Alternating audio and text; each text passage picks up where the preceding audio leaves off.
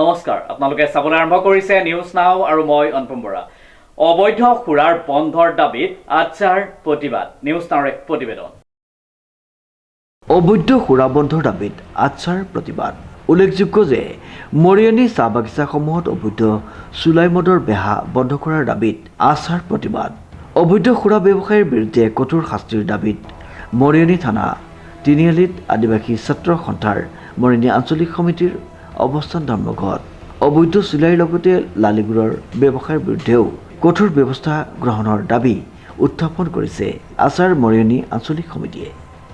আজি আমি সদৌ অসম আদিবাসী ছাত্ৰ সন্থা যোৰহাট জিলা সমিতিৰ নিৰ্দেশ মৰ্মে মৰিয়নি আঞ্চলিক সমিতিৰ উদ্যোগত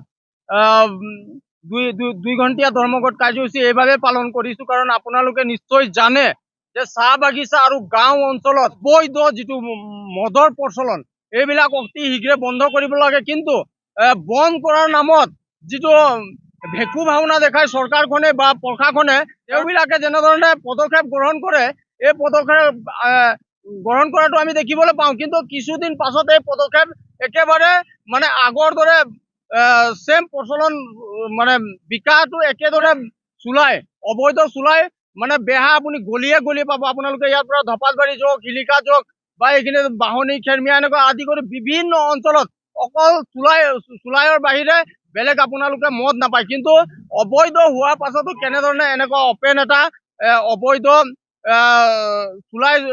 অবৈধ মদৰ বেহা চলি আছে, এইটোহে ডাঙৰ প্ৰশ্ন। কংকনজ্যোতি শৰ্মাৰ ৰিপৰ্ট, নিউজ নাও।